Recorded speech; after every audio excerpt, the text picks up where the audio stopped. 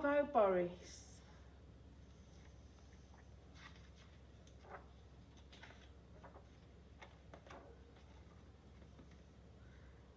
The day that Miss Cluck was taking the class camping, everyone was very excited. When Miss Cluck said that it was almost time to set off, all the animals squealed with delight.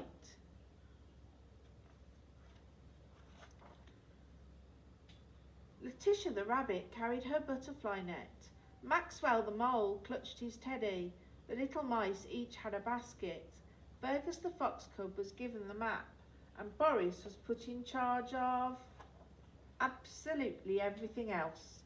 For Boris was an enormous, hairy, scary, grizzly bear. But he was also rather kind and helpful. Bravo, said Miss Cluck as Boris heaved the huge bag on his back. What would we do without you? Miss Cluck and her class set off through the woods.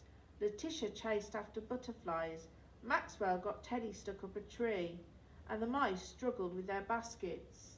Eventually, Boris caught up with them all. Poor Miss Cluck blew her whistle. This really won't do, she said. We must stay together. Then Boris had an idea. He found room for everything in his bag, even the tired mice. Bravo, Boris, cheered his friends. Before long, they came to a little bridge. Boris and Letitia dropped twigs into the stream. Then everyone rushed to the other side of the bridge to see whose would come out first. But somehow Boris forgot about the bag on his back. Somehow Maxwell's teddy went splash into the water. Somehow the mice managed to cling on. Maxwell let out an enormous wail. Oh, Boris, he cried. Poor Boris felt so clumsy and ashamed. Miss Cluck carefully leaned over the bridge with Letitia's butterfly net, but it was no good. Teddy was floating away. Boris decided it was time to be very brave. He leapt into the water, splash, all the way up to his hairy knees. Boris scooped Teddy safely out of the water, and now there were two dripping wet bears, and Maxwell hugged them both.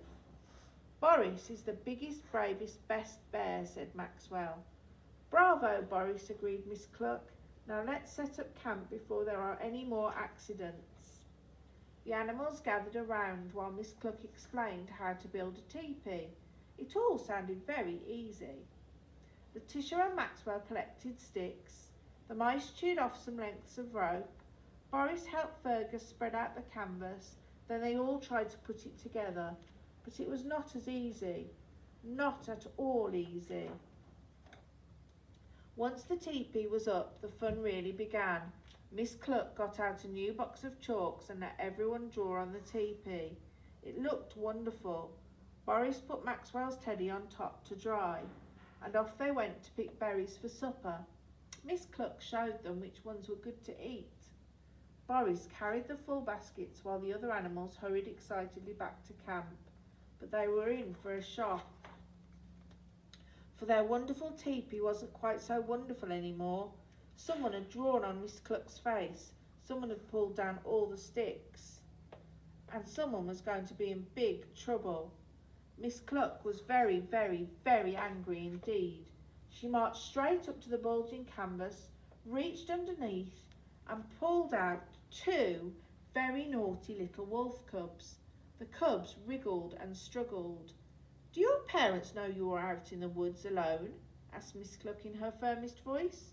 We don't care, yelled one of the cubs rudely. Our daddy is a big bad wolf. He's much bigger than you, said the other even more rudely, and he eats chickens for supper, boomed Boris with a great big berry-stained grin. Yikes, it's a grizzly bear! Help, it's a hungry bear! Phew, it's Boris Bear. The naughty little wolf cubs turned on their heels and fled. Boris was most confused. Oh, Boris, what a brave bear you are, smiled Miss Cluck. Now let's put the teepee back together. That evening, Boris and his friends ate a supper of toasted marshmallows and berries until the sun went down. Then Miss Cluck got out her guitar and they sang songs under the stars. Boris felt his eyelids grow heavy. It was tiring being a big, brave bear. I think I might go to bed now, he yawned. Boris snuggled down happily inside the tepee and was soon snoring. A little later, Fergus, then Letitia, Maxwell with Teddy, the mice and Miss Cluck crept into the tepee. There wasn't much room, but nobody minded a bit. After all, everyone had a nice soft place to sleep. Even Miss Cluck. Brave Boris, she whispered as she fell asleep. It's the end.